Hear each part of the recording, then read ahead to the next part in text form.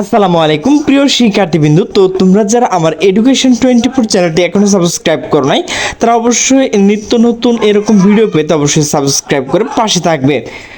তো তোমরা যারা ময়মনসিংহ বোর্ডের শিক্ষার্থী রয়েছে, তো তোমাদের যে বাংলা দ্বিতীয় প্রশ্নের সমাধান তো সেটি নিয়ে হাজির হলাম।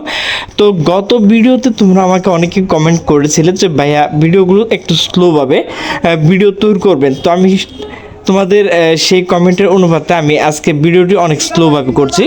তো তোমরা ভিডিওটি স্টপ করে তোমাদের উত্তরটুকু ভালোভাবে দেখে নেবে। তো প্রথমে 1 নম্বর উত্তর হচ্ছে স্বরীয় ধ্বনি উচ্চারণে 5টি নিয়ম উদাহরণসহ লেখো। তো এখানে দেখো লাল দিয়ে যে মার্ক করা রয়েছে উত্তর, তো সেটি কিন্তু সঠিক উত্তর। তোমরা সঠিক উত্তর দিয়েছো কিনা তোমাদের প্রশ্নের সাথে মিলিয়ে নেবে। তো এরপর দেখো 2 নম্বর প্রশ্ন রয়েছে বাংলাদেশ একাডেমি প্রণীত বাংলা বানানের নিয়ম অনুসারে স্বরীয় তৎসম শব্দ। তো এখানে দেখো উত্তর রয়েছে যে লাল কালি দিয়ে মার্ক করা রয়েছে এবং উত্তর লেখা রয়েছে, তো এটি কিন্তু সঠিক উত্তর। তো বিশেষ্য কাকে বলে উদাহরণ সহ বিশেষ্য শ্রেণী বিভাগ আলোচনা করো। তো দেখো এখানে বিশেষ্য আবেগ যেগুলো লাল দিয়ে চিহ্ন করা রয়েছে, মার্ক করা রয়েছে, তো সেটি মূলত সঠিক উত্তর।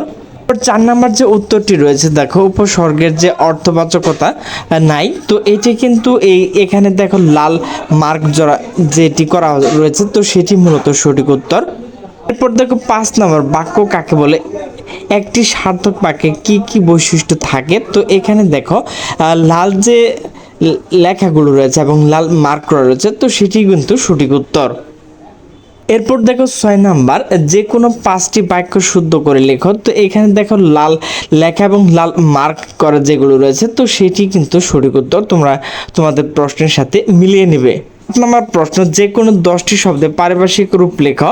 তো এখানে দেখো উত্তর লেখা রয়েছে এবং লাল যে মার্ক করা রয়েছে, তো সেটি সঠিক উত্তর। তো প্রিয় শিক্ষার্থীবৃন্দ, আমার ভিডিওটি যদি ভালো লাগে তাহলে অবশ্যই লাইক কমেন্ট শেয়ার করবে। তো সকলে সুস্থ থাকবে, ভালো থাকবে, আল্লাহ হাফেজ।